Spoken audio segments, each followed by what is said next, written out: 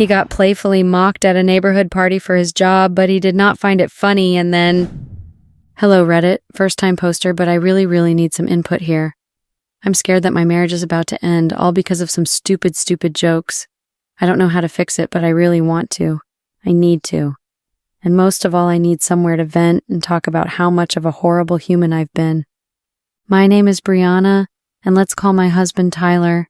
We've been married for about 3 years, and our marriage has always been good. My husband works as a plumber, and to be honest, I've always seen it as a bit unprofessional. I love my husband, I really do, but his job is just not something to love or brag about. Don't get me wrong, he works hard, and I know he's proud of what he does. It's just that when someone asks me what my husband does, I feel like I have to explain or justify it. Like, oh, he's a plumber, but he's amazing at it, and he earns really well. And that part's true. He does earn really well. Between his plumbing work and his trust fund, we're living comfortably. I'm a stay-at-home mom with all the time in the world to spend with our daughter, and we have an amazing life. Honestly, there's no real reason to complain. But still, I hated his job. I hated saying the words, "He's a plumber," out loud. I hated the look people gave me, that quick flash of judgment before they smiled politely or nodded awkwardly. It just felt like his job wasn't glamorous enough for the life we were living. For a long time, I lied about it. I know how awful that sounds, but I was so ashamed. When someone asked what Tyler did, I'd say something vague like, "Oh, he works in construction," or "he runs a business." And technically, both are true. He's a contractor who owns his own plumbing company. But I never said the actual word plumber. It felt easier to hide behind those white lies than to deal with the embarrassment I imagined in my head. When we moved to a new neighborhood, things got harder. Tyler's parents were getting older, and we wanted to be closer to them, so we moved into this beautiful house in a very wealthy community. Picture perfectly manicured lawns, shiny cars in every driveway, and neighbors who chatted about their vacations to Europe like they were weekend getaways. And suddenly, I felt like I was drowning in shame about Tyler's job all over again. It didn't help that everyone around here seemed to have these polished, picture-perfect careers. One neighbor's husband was a surgeon, another ran a tech company, and there I was, married to a plumber. Even though our life was just as good as theirs, maybe even better, I felt like I didn't belong, like we didn't belong. For a while, I kept lying. Whenever someone asked what Tyler did, I'd dodge the question or give the usual vague answer. "He's in contracting." I'd say it with a smile, hoping they wouldn't ask for details. But eventually, the lies started catching up to me. People would ask follow-ups like, "What kind of projects does he take on?" Or, "What's the name of his company?" And I'd stumble through answers that didn't quite add up. The worst moment was at a neighborhood barbecue when one of the wives casually mentioned how her kitchen faucet had been leaking, and someone said, "Oh, Tyler could probably help with that, couldn't he? Isn't he a plumber?" The room got quiet for a split second, and I felt my face heat up. I forced a laugh and mumbled, "Yeah, I guess so," but I wanted to crawl under the table and disappear. After that, I couldn't keep lying. People started to put the pieces together, and I realized it was only a matter of time before I became the neighborhood joke for pretending my husband was something he wasn't. So I stopped trying to hide it, but I didn't stop hating it. It wasn't like I came clean in some big dramatic confession. It just sort of unfolded.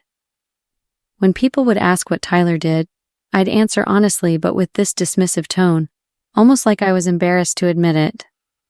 "Oh, he's a plumber," I'd say, adding a little shrug or a laugh, as if to downplay it. And I guess because I couldn't lie and pretend anymore, all of those bottled-up feelings, the shame, the frustration, the resentment, started to come out in other ways. Slowly but surely, I found myself expressing my hate and displeasure for Tyler's job in little comments here and there. At first, it was just with close friends or in private moments.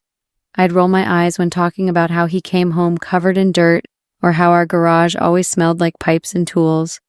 I hate to admit it, but a lot of times I mocked my husband for his job. It didn't matter if it was in public or private, whether he was there to hear it or not. I wasn't selective about who was around either. Family, friends, neighbors, strangers at social events. It didn't matter. I talked down about it constantly.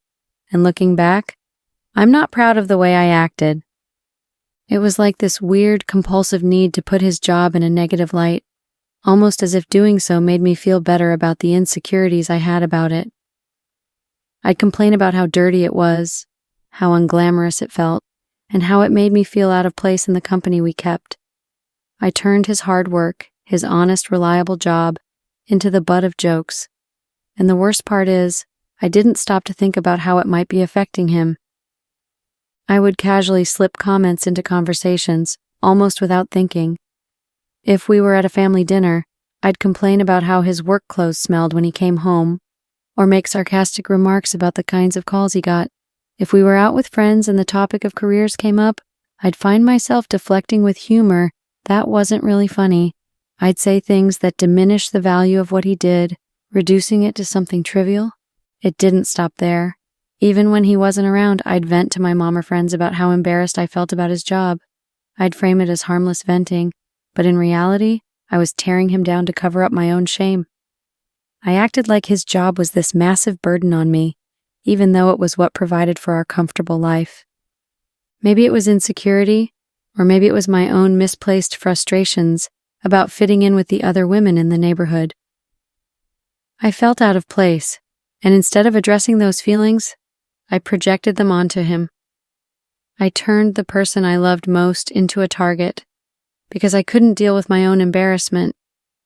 I wish I could say I stopped before it got out of hand, but I didn't. I just kept going, letting my words chip away at the foundation of our relationship.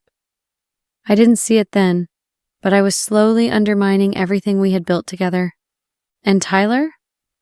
I honestly didn't think it bothered him. He always had this way of shrugging things off or laughing along, and I took that as a sign that he didn't care. If anything, I thought he was in on the joke. He'd make lighthearted comments about his job, even poking fun at himself sometimes, so I assumed we were on the same page.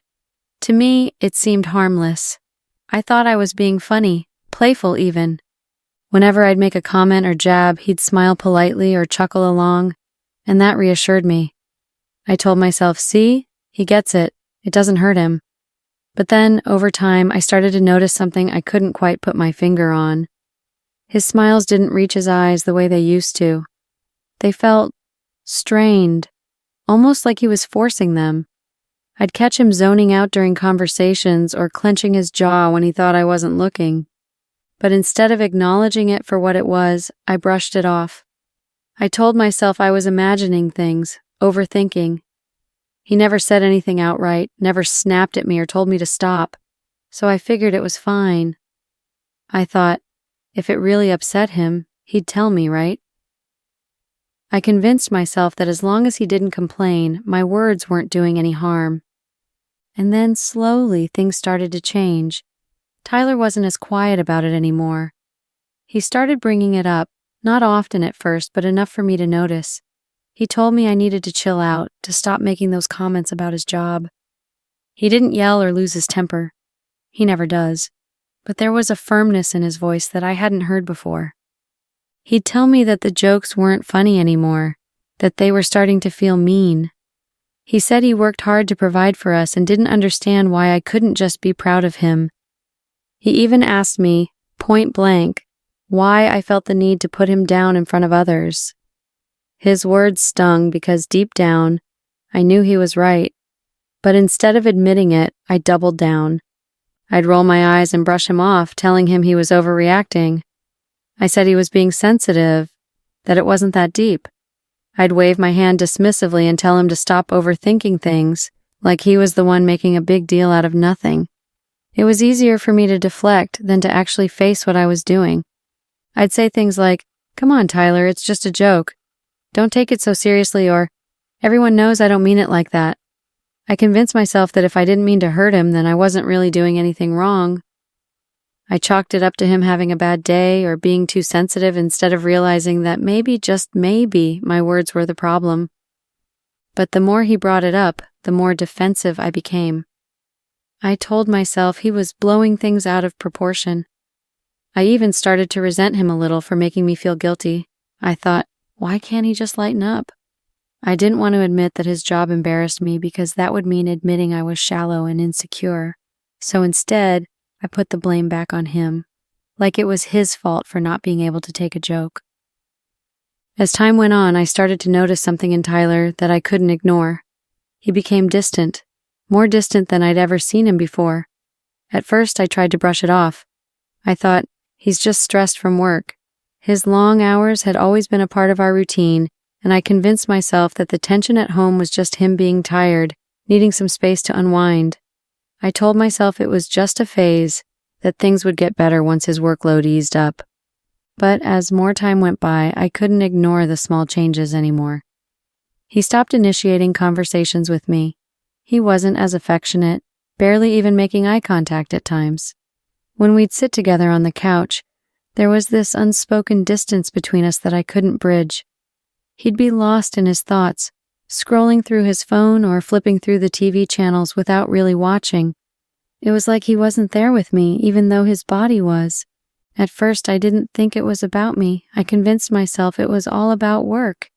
He had a lot of projects piling up, and he'd been more tired than usual. Maybe he just needed some time to himself. But the more it went on, the more I realized something deeper was at play. The way he'd avoid eye contact, the short responses, the way he'd nod along when I talked but not really engage. It was starting to hurt. Still, I pushed it aside. It's work, I thought. He's just overwhelmed. But deep down, a little voice inside of me started to question whether it was something else. Maybe it wasn't just the pressure from work. Maybe, just maybe, it was me. I tried to ignore that thought, but it kept coming back, nagging at me. I convinced myself it was all in my head. Tyler had never been the type to talk about his feelings, especially not in a way that would make me feel guilty. So I didn't think he'd ever tell me if something was wrong, especially not with how I had been acting. I wanted to believe that everything was fine, that it was just a rough patch. I was still thinking of how to bridge the distance when the neighborhood party happened. It was one of those social events where everyone tried to outdo each other, and the type of casual bragging that's more about making yourself feel superior than having a real connection with people. I was already on edge, trying to keep up appearances and maintain the perfect image in front of the neighbors. Tyler was there by my side, trying to blend in with the crowd, but I could tell he was already uncomfortable. The last few weeks had been tense between us, and I wasn't sure if I was just imagining things. After a while, the conversation shifted to Tyler's job. It wasn't anything new, but it always made my stomach turn. People loved to poke fun at him, never maliciously, of course, just in that patronizing way rich people do when they talk about people who work with their hands. I always hated how they made it seem like Tyler's job was beneath them, even though he made a damn good living doing it. And honestly, I hated myself for putting up with it. Tonight, the mocking started with a harmless enough comment about how Tyler had to work so hard to make a living, while I got to enjoy the perks of our privileged life thanks to his parents' wealth. But this time, I didn't fight back. Instead, I joined in. It felt like the easiest thing in the world, especially with the crowd laughing around me. Maybe it was easier because I had already been talking down about his job for so long, and it was starting to feel like second nature. I didn't want to defend him, not in front of these people who were so much more polished than us. So I played along. I made jokes about Tyler's job, about how plumbing wasn't exactly the kind of career one brags about at a dinner party. I added my own snide remarks to the mix, laughing along with the others, pretending it was all just a joke. I didn't want to appear like I was the only one who wasn't in on the punchline. But then something shifted. I looked over at Tyler, and for the first time, I noticed he wasn't laughing. His face was stone cold, his jaw tight, eyes locked on the group, but not in the way he usually did when he was trying to be the life of the party. He wasn't just uncomfortable. He looked furious. He excused himself from the group, and the energy in the room shifted immediately. I felt my stomach drop as he walked over to where I stood, away from the group. He didn't say a word as he grabbed my arm and pulled me into a corner of the room, away from the others. The moment we were alone, the tension finally broke, and Tyler blew up. His anger wasn't explosive, but it was raw. He told me I had crossed a line, that I had gone too far. He was furious that I, of all people, had joined in the mocking. He told me that I didn't even understand how much it hurt to hear the same jokes, day after day, coming from the people I was trying to impress.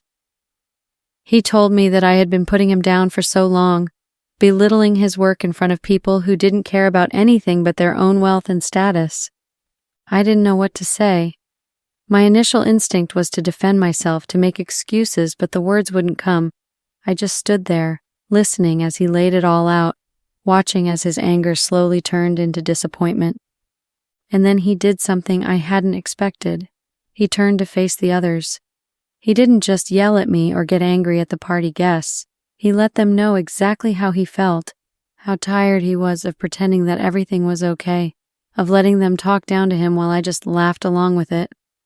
He stood there in the middle of that elegant, perfectly curated room and called them out for mocking him, for thinking that the work he did was any less important than their cushy, high-paying jobs. Tyler's anger was like a wave crashing over the group.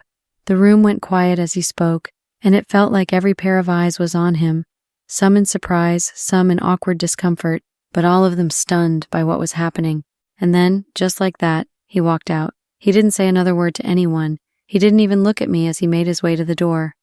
I was frozen in place, completely shocked by the entire turn of events.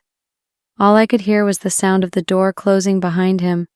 The laughter had stopped, the jokes had died out. The room was filled with a different kind of tension now, one that I had never felt before. It was the kind of silence that made you want to shrink into yourself. I felt like a fool. That was the moment everything hit me like a freight train. I felt ashamed, humiliated, and most of all, scared of what this meant for our marriage. I left the party shortly after Tyler did. My head was spinning the entire walk home. When I got there, I found Tyler sitting on the couch, still fuming. I tried to talk to him, to apologize, to explain that I didn't mean it the way it came out, but he wasn't having any of it. He wouldn't even look at me. Every word I said seemed to bounce off an invisible wall he had put up. He told me he was done with the constant belittling, done with me undermining him, and done feeling like the man he was wasn't good enough for me. There was no yelling, no dramatic gestures, just a quiet, firm resolve that terrified me more than if he had shouted. Tyler wasn't angry in the heat of the moment kind of way. He was hurt, deeply hurt, and that pain had turned into something I couldn't just smooth over with an apology. For the next couple of days, the tension in our home was unbearable. I begged him to talk to me, to let me explain, to give me another chance, but he wouldn't budge. He barely spoke to me, and when he did, it was cold and distant. I tried to make amends in every way I could think of, cooking his favorite meals, cleaning the house obsessively, even writing him a heartfelt letter. But nothing worked. Every time I approached him, he would shut me down, telling me he needed space and time to think. And then, after a few days of this miserable silence, Tyler finally sat me down. I thought maybe this was it. He was going to forgive me, and we'd figure out a way to move forward. But his words shattered any hope I had left. He told me he couldn't do it anymore. He said he'd been holding on to so much resentment for so long, and the party had been the breaking point. He said he couldn't keep pretending that everything was okay, and that my constant dismissal of his work and who he was had eroded the foundation of our marriage. He told me I had to leave. I broke down completely. I begged him not to do this, not to throw everything away, but his mind was made up. He said he needed time to heal, time to figure out what he wanted, and he couldn't do that with me around. And as if being asked to leave wasn't devastating enough, Tyler told me I couldn't take our daughter with me. That hit me like a sucker punch to the gut. He said it wasn't a punishment. He just felt that our daughter needed stability, and right now, he didn't think I could provide that. He told me it was temporary, that we'd work out custody arrangements later, but in that moment, it felt like my entire world was collapsing. I packed my bags in a daze while crying my eyes out. I've done everything I can think of to fix this, but it feels like I'm running out of options, and the hope I've been clinging to is slipping away. At first, I thought I could fix things quickly, that this was just a rough patch we'd work through like any other. I thought if I apologized enough, If I showed Tyler how sorry I was, he'd see how much I regret everything and give me another chance. But it's not working. Nothing I do seems to reach him, and the more I try, the further he pulls away. I've tried talking to him. So many times I've lost count. I've poured my heart out, told him how much I love him, and how much I appreciate everything he's done for our family. I've apologized again and again, but my words feel hollow, like they're bouncing off a wall he's built around himself.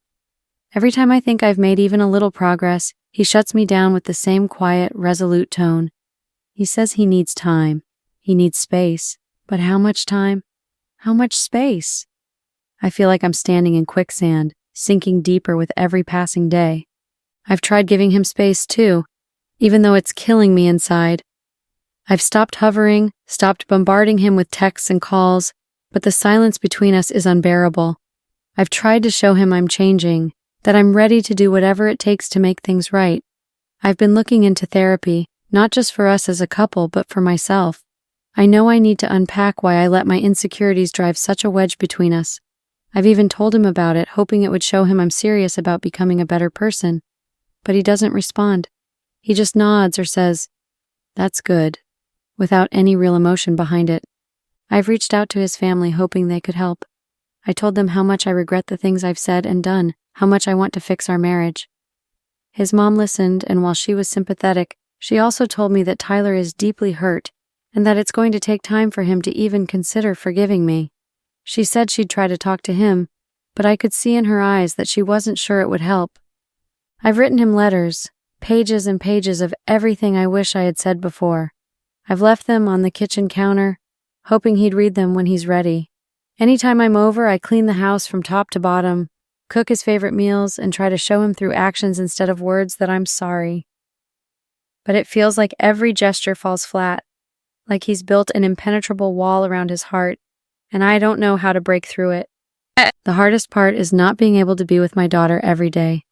I visit her as much as I can, but it's not the same as being there when she wakes up in the morning or tucking her into bed at night. I feel like I've failed her too, like my actions have cost her the stability and happiness she deserves. I'm starting to lose hope. What if Tyler never forgives me? What if I've done too much damage to repair? I can't imagine a life without him, without our family, but I'm terrified that's the road we're heading down.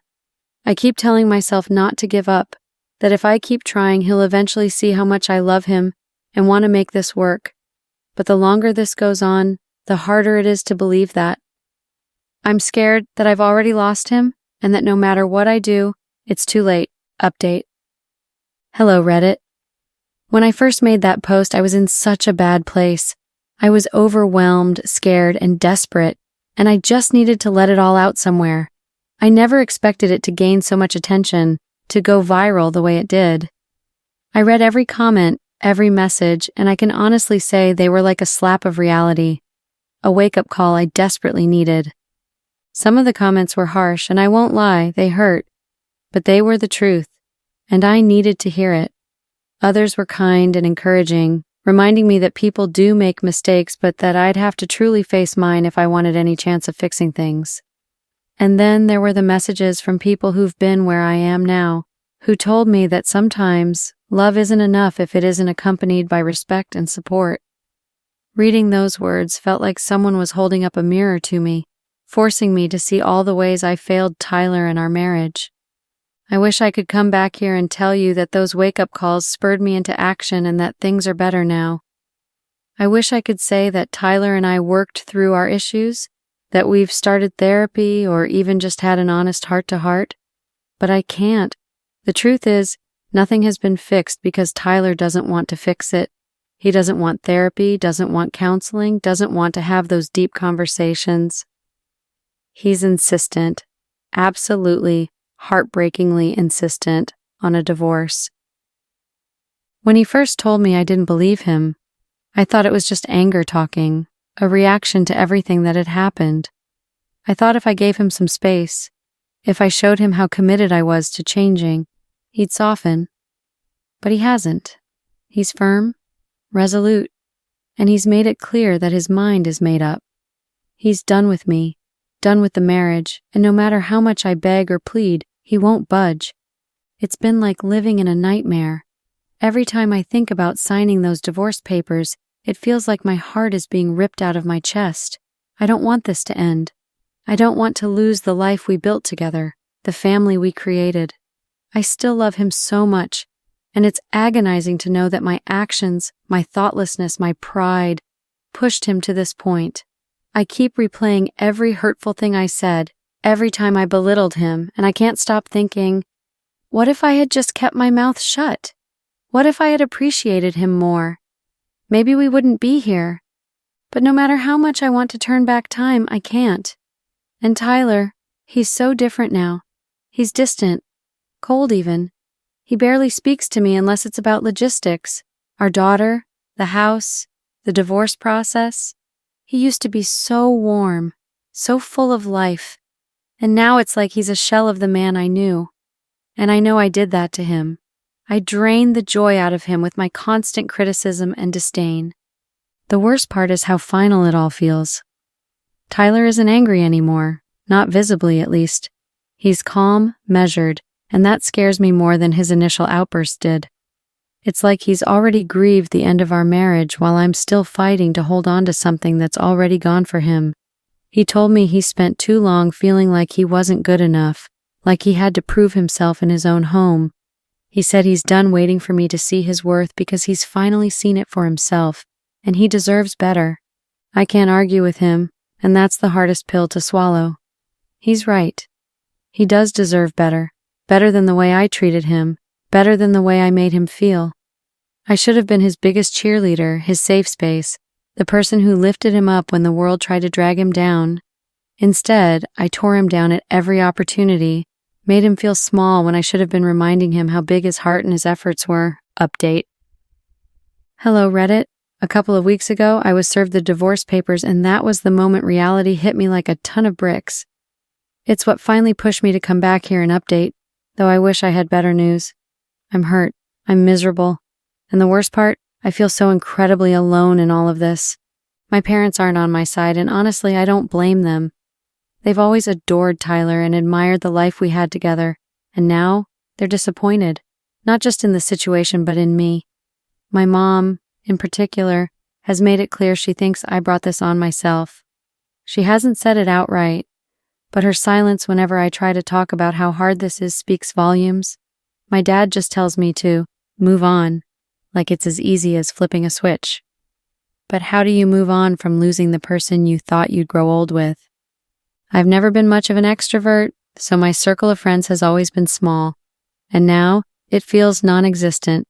Most of my friends were more like acquaintances, people I talked to at parties or school events for our daughter, but never anyone I could pour my heart out to. Now when I need support the most, there's no one I feel close enough to call. Now I'm sitting here staring at the divorce papers, trying to muster the courage to sign them. It feels so final, like I'm officially admitting defeat and it's breaking me. Part of me wants to believe that there's still a chance, that if I do something big enough, heartfelt enough, I can change Tyler's mind. But deep down I know that's not true. He's done. He's not angry anymore. He's just resolved. He's at peace with this decision in a way I'll never be. As much as it hurts, I know I can't force him to stay in a marriage he doesn't want. That wouldn't be fair to him. And it wouldn't be fair to our daughter either. She deserves parents who are happy, even if that happiness has to come separately. So I'm trying to come to terms with the fact that this chapter of my life is ending, and I have no one to blame but myself. Looking back, I can see all the ways I could have been better, all the ways I could have supported Tyler instead of tearing him down. I should have been his biggest supporter, his safe space, but I let my own insecurities and shallow judgments get in the way. I didn't appreciate the love and hard work he poured into our family until it was too late. Now, all I can do is learn from this and hope I never make the same mistakes again. I don't know what the future holds, but I know I have a lot of growing to do. I need to figure out who I am outside of this marriage, outside of the role of Tyler's wife. For now, I'm trying to focus on being the best mom I can be to our daughter. Even though my heart breaks every time I see her, and think about how different her life will be from what we'd imagined. As for Tyler, I just hope that one day he can find happiness again, whether it's with someone else or on his own. He deserves that. He's always deserved that.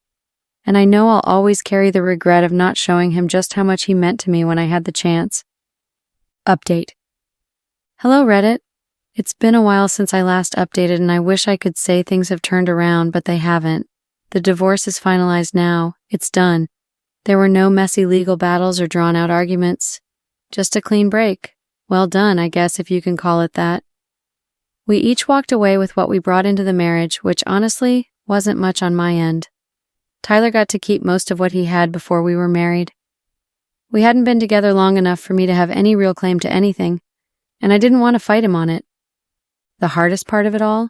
Our daughter. He got custody, and while it hurts more than I can put into words, I agreed to it willingly. At the time, I didn't have a job, no steady income, and no real way to provide the kind of life she deserves. Tyler, on the other hand, could offer her stability and comfort, a beautiful home, financial security, and a life I simply couldn't give her. As much as I wanted to fight for her, I knew it wouldn't be fair to drag her into my mess just because I couldn't let go. I do have visitation rights, though, and that's what keeps me going. I see her every other weekend, and those moments are the only bright spots in my life right now. Every hug, every laugh, every bedtime story, those are the things I hold on to. But it's not the same. It's not the same as waking up to her every morning, tucking her in every night, or just being there for all the little moments in between. It's a kind of ache that never really goes away. As for me, I got a job. It's nothing glamorous, just an office position at a small company, but it's steady and it pays the bills. It's pretty much the only thing I have going on apart from my daughter. Work fills the hours, keeps me busy, but when I go home the silence is deafening. My apartment feels like a shell, just a place to sleep and exist, not a home. It's hard to even decorate or make it my own because, honestly, I just don't have the energy or the heart to care. I'm miserable. I won't sugarcoat it. I've lost the life I had, the family I thought I'd grow old with, and even though I brought this on myself, it doesn't make it hurt any less. Sometimes I sit and think about everything I had and how I let my own selfishness, my own stupid pride destroy it. If I could go back and undo all the hurt I caused, I would in a heartbeat, but I know that's not how life works. All I can do now is live with the consequences of my actions and try to be better, if not for myself, then for my daughter. I don't know if things will ever feel okay again. Right now it doesn't seem possible, but I keep telling myself that I need to keep moving forward, even if it's just one step at a time. For her,